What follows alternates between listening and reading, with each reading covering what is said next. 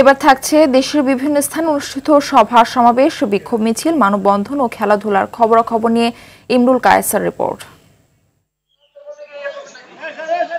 ব্রাহ্মণবাড়িয়ার আখাউড়ার বাজারের ফুটপাত দখলমুক্ত করতে অভিযান পরিচালনা করেছে উপজেলা প্রশাসন। বৈষম্যহীন নতুন বাংলাদেশ বিনির্মাণে গণমাধ্যম ও অংশীজনের ভূমিকা বিষয়ক মতবিনিময় সভা হয়েছে ব্রাহ্মণবাড়িয়ায়।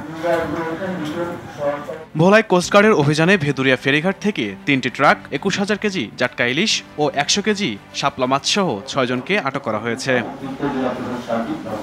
সরকার নির্ধারিত মূল্যের থেকে বেশি দামে সার বিক্রি রসিদ না দেয়া এবং দোকানে বিক্রয় মূল্য প্রদর্শন না করার অপরাধে মেহেরপুরের ২ সার ডিলারকে জরিমানা করেছে জাতীয় ভোক্তা অধিকার সংরক্ষণ অধিদপ্তর।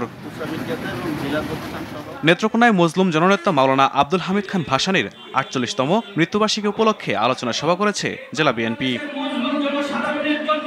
বাবুগঞ্জ উপজেলা জিয়া মঞ্চের কর্মী সমাবেশ হয়েছে বরিশালে। সকালে জেলা ও মহানগর বিএনপির কার্যালয়ে এ সভা হয়। বিএনপির ভারপ্রাপ্ত চেয়ারম্যান তারেক রহমানের নির্দেশে ফরিদপুরে বিভিন্ন শিক্ষা প্রতিষ্ঠানে লিফলেট বিতরণ ও মতবিনিময় সভা করেছে ছাত্রদলের নেতাকর্মীরা। সাম্য ও মানবিক সমাজ বিনির্মাণে সভা হয়েছে ফরিদপুরে। এ সময় জাতীয়তাবাদী যুবদলের কেন্দ্রীয় নির্বাহী কমিটির সভাপতি মোনায়েম মুন্না উপস্থিত ছিলেন। সাম্য মানবিক সমাজ বিনির্মাণে যুবদল, স্বেচ্ছাসেবক দল ও ছাত্রদলের দিক নির্দেশনামূলক যৌথ কর্মী সভা হয়েছে ময়মনসিংহে। প্রতিহিংসা নয়, ভালোবাসা দিয়ে মানুষের মন জয় করে বিএনপি ক্ষমতায় আসবে বলে মন্তব্য করেছেন সাবেক প্রতিমন্ত্রী ও বিএনপির জাতীয় নির্বাহী কমিটির সদস্য অধ্যাপক রেজাউল করিম। বিকালে নারায়ণগঞ্জের সোনারগাঁওয়ে খালেদা জিয়ার রোগ মুক্তি কামনা ও তারেক রহমানের মিথ্যা মামলা প্রত্যাহারের দাবিতে জনসভায় এসব কথা বলেন।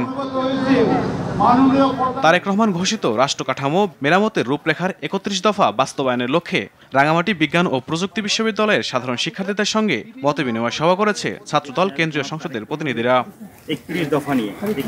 শ্রী গুরু সংঘ বাংলাদেশ কেন্দ্রীয় আশ্রম পরিদর্শন করেছেন বাংলাদেশ জাতীয়তাবাদী দল বিএনপির কেন্দ্রীয় নির্বাহী কমিটির ধর্ম বিষয়ক সম্পাদক মোহাম্মদ রফিকুল ইসলাম জামাল। শুধু হিন্দু সম্প্রদায় নয়, বিএনপির ভারপ্রাপ্ত চেয়ারম্যান তারেক রহমানের ৩১ দফা বাস্তবায়নের লক্ষ্যে শিক্ষকদের সম্পৃক্তকরণে আলোচনা সভা করেছে পিরোজপুর জেলা বিএনপি। ১৭ বছর পর কর্মী সমাবেশ করেছে সিরাজগঞ্জের কাজীপুর উপজেলা বিএনপি।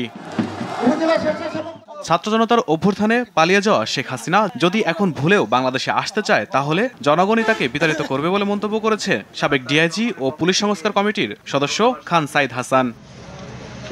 ঠাকুরগাঁওয়ের পীরগঞ্জে ৩ ভিক্ষুককে পুনর্বাসনের লক্ষ্যে ব্যাটারি চালিত রিকশা ভ্যান প্রদান করেছে উপজেলা নির্বাহী অফিসার রমিজ আলম। ইমরুল কায়েস, RTV।